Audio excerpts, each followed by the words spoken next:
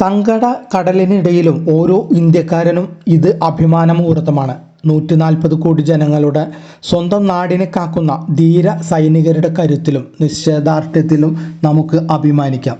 ജമ്മു കാശ്മീര് പഹൽഗാമിൽ രാജ്യമെമ്പാടു നിന്നും എത്തിയ സാധാരണക്കാരായ വിനോദസഞ്ചാരികളിലെ പുരുഷന്മാരെ തെരഞ്ഞുപിടിച്ച് മതം ചോദിച്ച് വെടിവെച്ചു കൊന്ന ഭീകരർക്കും അവരെ പിന്തുണയ്ക്കുന്ന പാകിസ്ഥാനും ശക്തവും ഫലപ്രദവുമായ തിരിച്ചടി നൽകാൻ ഇന്ത്യൻ സൈന്യത്തിന് സാധിച്ചിരിക്കുന്നു. നിരപരാധികളുടെ ചോരയൊഴുക്കി ഇന്ത്യയെ സംഘർഷഭൂമിയാക്കി മാറ്റാൻ പദ്ധതികൾ ആവിഷ്കരിച്ചവർക്ക് തക്കതായ പാഠമാണ് ഇന്നലെ വെളുപ്പിന് ഇന്ത്യൻ സേന നൽകിയിട്ടുള്ളത്. ഭീകരരെ പ്രോത്സാഹിപ്പിക്കുന്നതും അതിർത്തിയിൽ പ്രകോപനം ഉണ്ടാക്കുന്നതും ഇനിയെങ്കിലും നിർത്താൻ പാകിസ്ഥാൻ തയ്യാറാവുമോ എന്നാണ് കണ്ടറിയേണ്ടത്. പാക് ഭാഗത്തു നിന്നുള്ള ഏതു നീക്കത്തിനും 10 മടങ്ങ് ശക്തിയോടെ തിരിച്ചടി നൽകാൻ ഇന്ത്യക്ക് കഴിയുമെന്ന് അനുഭവത്തിൽ നിന്ന് അവർക്ക് മനസ്സിലായെങ്കിൽ എത്ര നന്നായേനെ.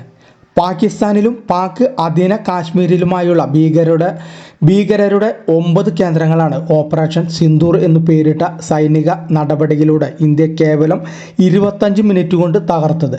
ലഷ്കർ-ഇ തോയ്ബ, ജെയ്ഷെ മുഹമ്മദ്, ഹിസ്ബുൾ മുജാഹിദീൻ എന്നിവരുടേതാണ് തകർക്കപ്പെട്ട കേന്ദ്രങ്ങൾ. ഇന്ത്യയെ ലക്ഷ്യമിടുന്ന ഭീകരർക്ക് പരിശീലനവും സാമ്പത്തിക സഹായവും എല്ലാം നൽകിയിരുന്ന കേന്ദ്രങ്ങളാണിവ.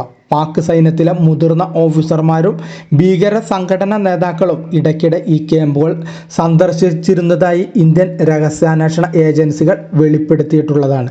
രാത്രി 1:05 ആരംഭിച്ച് ഏതാണ്ട് 25 മിനിറ്റ് നീണ്ട ഇന്ത്യൻ ആക്രമണത്തിൽ ഈ ഭീകര ക്യാമ്പുകൾ തകർന്നടിഞ്ഞു.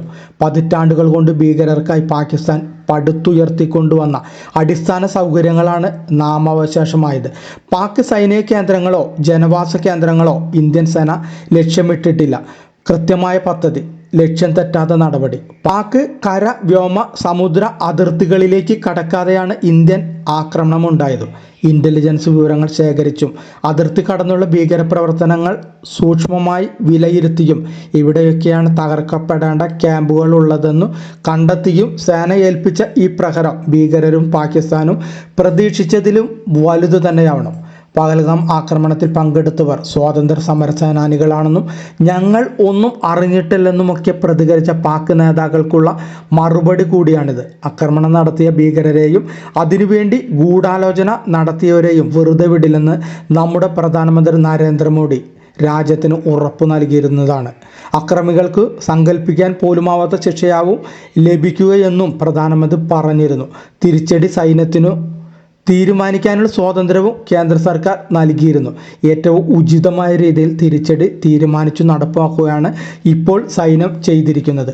പാകിസ്ഥാൻ സാഹചര്യങ്ങൾ വഷളാക്കിയാൽ നേരിടാൻ പൂർണ്ണ സജ്ജമാണെന്നും സൈന്യവും വ്യക്തമാക്കിയിട്ടുണ്ട്. 1971 ശേഷം കര വ്യോമ നാവികസേനകൾ സംയുക്തമായി നടത്തുന്ന ആദ്യ ആക്രമണമായിരുന്നു ഇത്. വ്യോമസേനയുടെ കരുത്തായ റാഫേൽ വിമാനങ്ങളും സ്കാൽപ്പ് ക്രൂസ് മിസൈലുകളും ഹാമർ ബോംബുകളും ഇതിന് വേണ്ടി ഉപയോഗിച്ചു. ദൂരത്തിലും ആഴത്തിലുമുള്ള ലക്ഷ്യങ്ങളെ തകർക്കാൻ സ്കാൽപ്പ് മിസൈലുകൾക്ക് അസാധാരണ മികവ് മുൻകൂട്ടി നിശ്ചയിക്കുന്ന ലക്ഷ്യത്തിൽ കൃത്യമായി പ്രയോഗിക്കാൻ കഴിയുന്നവയാണ് ഹാമർ ബോംബുകൾ. റഫാൽ വിമാനങ്ങളിൽ നിന്നാണ് ഇവ തൊടുത്തതെന്നാണ് സൂചനയുള്ളത്. അറബിക്കടലിൽ നിലയുറപ്പിച്ച നാവികസേന വ്യോമസേനയുടെ നീക്കത്തിന് പൂർണ്ണ പിന്തുണ നൽകി.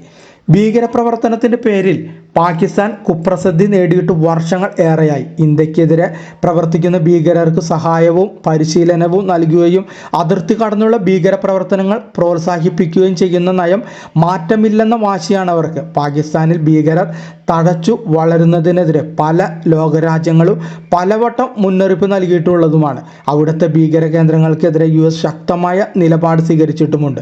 ഭീകരപ്രവർത്തകർക്ക് സഹായം ലഭിക്കുന്നു എന്നതിൻ്റെ പേരിലാണ് മുൻപ് US പാകിസ്ഥാനുള്ള സൈനിക സഹായം നിർത്തിവെച്ചത്. പാക് സഹായത്തോടെയുള്ള ഭീകരാക്രമണങ്ങൾക്കെതിരെ പ്രവർത്തനങ്ങൾക്ക് ഇന്ത്യക്ക് പൂർണ്ണ പിന്തുണ നൽകാനും US അടക്കം ലോകരാജ്യങ്ങൾ തയ്യാറായിട്ടുണ്ട്. ഒരു പതിറ്റാണ്ടിനിടെ 3ാം തവണയാണ് ഇന്ത്യ നിയന്ത്രണ രേഖയ്ക്കപ്പുറമുള്ള ഭീകര കേന്ദ്രങ്ങളിൽ ആക്രമണം നടത്തുന്നത്. 2016 ഉറിയിലെ സൈനിക ക്യാമ്പിൽ നുഴഞ്ഞുകയറി ഭീകരർ നടത്തിയ ആക്രമണത്തിനു തിരിച്ചടിയായി പാക് അധീന കാശ്മീരിലെ ഭീകര താവളങ്ങളിൽ ഇന്ത്യ മിന്നലാക്രമണം നടത്തിയിരുന്നു. 2019 പുൽവാമ ഭീകരാക്രമണത്തിനു പിന്നാലെ നിയന്ത്രണ രേഖ കടന്ന് ബാലാക്കോട്ടിലും ഇന്ത്യ വ്യോമാക്രമണം നടത്തി. അതിനുശേഷവും ഭീകരർക്കുള്ള സഹായവും പിന്തുണയും തുടരുന്ന സമീപനമാണ് പാകിസ്ഥാനിൽ നിന്നുണ്ടായത്. പാകിസ്ഥാനിൽ ഭീകരപ്രവർത്തനം അവസാനിപ്പിക്കേണ്ടതിൻ്റെ ആവശ്യകത എത്രയോ വട്ടം ഇന്ത്യയും പ്രമുഖ ലോകരാജ്യങ്ങളും എടുത്തു പറഞ്ഞിരുന്നു. അതൊന്നും ഗൗനിക്കാത്തവർക്ക് അതിശക്തമായ തിരിച്ചടിയല്ലാതെ മറ്റൊരു മരുന്നും ഇപ്പോൾ നൽകാനില്ല.